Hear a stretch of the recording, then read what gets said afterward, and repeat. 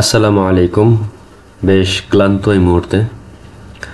আজ এসেছিলাম বরাবরের মতো মাছের খামার পরিদর্শনের জন্য, কিন্তু এত দূর থেকে আসছি যে এখানে এসে আর ওই পরিমাণ এনার্জি নেই যে আমি ঘেরগুলো এক্সপ্লোর করব। যাই হোক, এমন একটি জায়গায় এই মুহূর্তে আমি বসে আছি যেখানে নীরব একটা জায়গা, চারপাশে শুধু মাছের ঘের আর ছোট ছোট কিছু গাছ দেখা যাচ্ছে। এই বাতাসেই বসে আছি। জীবনের শান্তি, স্নিগ্ধতা আর একটা অদ্ভুত মায়া এখানে।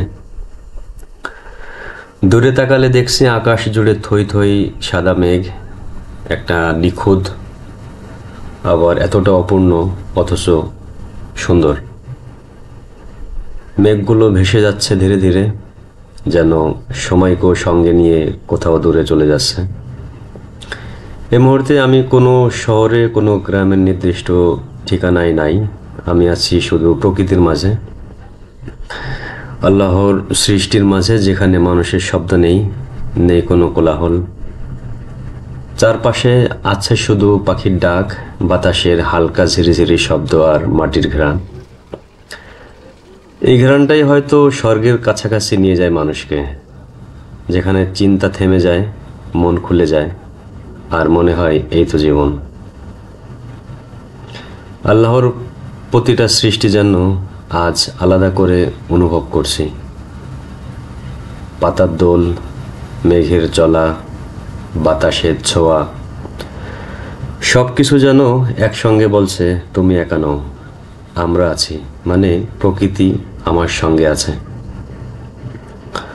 হয়তো একটু পর এই জায়গা ছেড়ে অন্য কোথাও চলে যাব, হয়তো আবার কোলাহলের মাঝে হারিয়ে যাব, কিন্তু এই মুহূর্তটা, এই প্রশান্তিটা আমার ভেতরে কোথাও চিরস্থায়ী হয়ে থাকবে আজীবন। আজ বুঝতে পারছি শান্তি মানে কোনো বিলাসবহুল জায়গা নয়।